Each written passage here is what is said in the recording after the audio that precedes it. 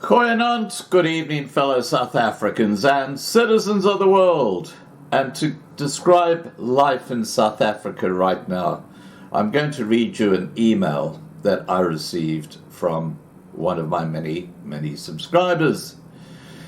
And he says, leading a comfortable life in South Africa's coastal city of Durban, John, not his real name, risks running out of food for the first time ever following the mass looting and burning of supermarkets and shops after protests over the imprisonment of former President Jacob Zuma spiraled.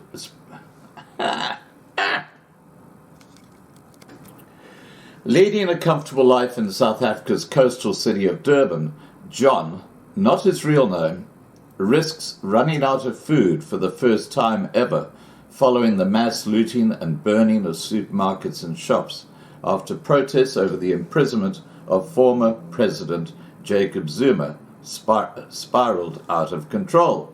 Now, before I go on with this email, there have been so many people in South Africa who've been given the nudge on the shoulder and said, hey guys, be careful, prep, make sure that you've got your family covered.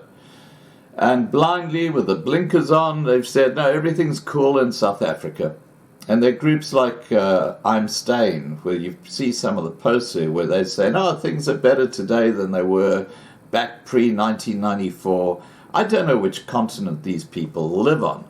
But what has happened in the last week has been a huge reality check for all those naysayers who suggested that everything in South Africa was just fine and dandy. Well, here's a reality check that's just hit you hard in the face. It's not. And let's get back to the example of John. John says, middle-class people like me now face shortages. On Tuesday, I could not get bread and milk until I became aware, through our neighborhood WhatsApp group, of a community organization giving it out. I went to their hall. We had to queue, and each person was given 2 loaves of bread and 1 liter of milk. I don't know where they got stocks from, but they gave out 8,000 loaves. Today, Wednesday, they don't have any. Durban, the main city in Kwazulu Natal, is the political heartland of Zuma. He began a 3-month prison sentence last Thursday for contempt of court after he disobeyed an order from judges to appear before an official inquiry investigating corruption allegations against him from his 9-year tenure as president. Zuma's supporters reacted furiously to his imprisonment, blockading major roads and calling for a shutdown to demand his release. The protests have since descended into riots on a scale rarely seen in South Africa, with businesses in every sector looted, burnt and petrol bombed in cities and towns across Kwazulu Natal.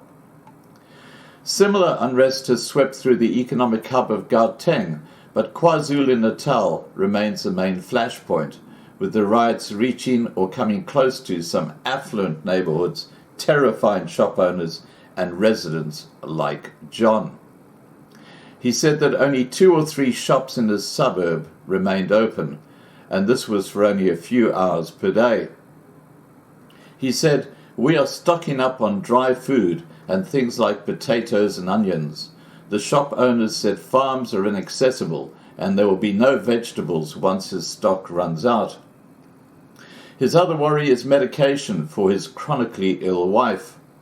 He said, some of the big pharmaceutical chains have been looted or are closed. I went to a small pharmacy that is still open. I queued for 3 hours to get medication. Baby food and nappies are in huge demand. There are also fears of fuel shortages, something most South Africans have never experienced in their lives. He said, at my petrol station, only 1 pump is open. There are long queues. I have half a tank of petrol left. He does not need much fuel at the moment, though, as it is not safe to travel outside his suburb.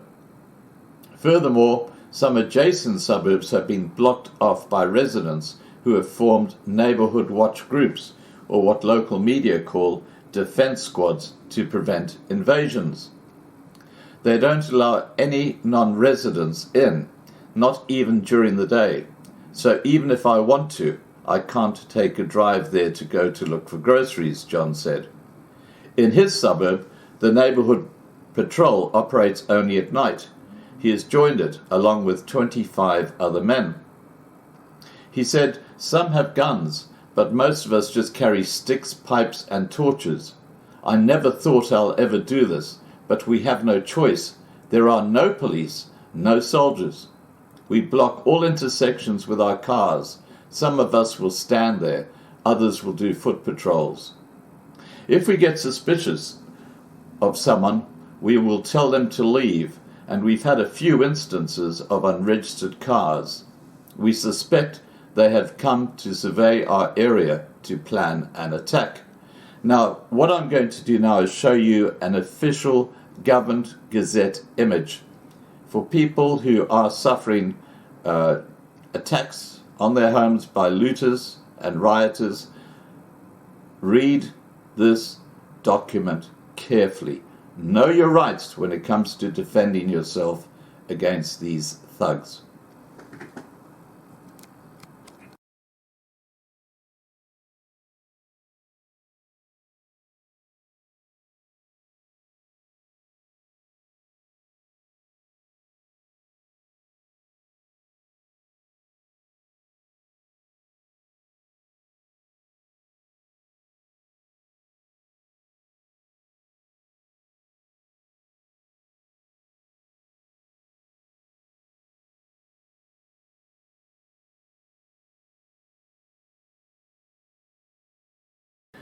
Okay, let's continue.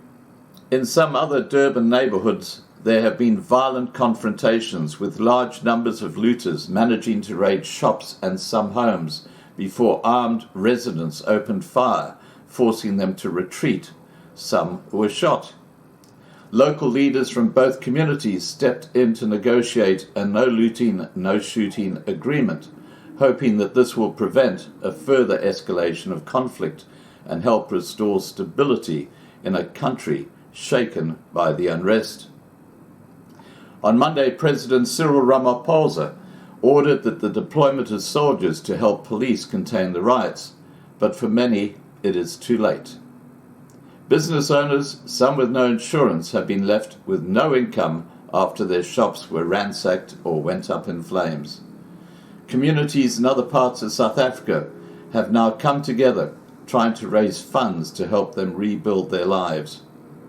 But it will be no easy task in a country where the economy, already reeling from the coronavirus pandemic, is in deep crisis.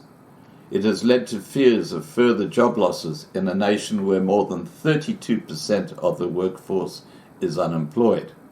Well, that figure is actually closer to about 60% right now. A key factor in the scale of the looting is unemployment, and that is what the country has witnessed over the last few days. Please remember to subscribe to Loving Life on YouTube to be kept informed. Please remember to register on lovinglifetv.com, the platform we are transitioning to get off YouTube, which we call Censorship City.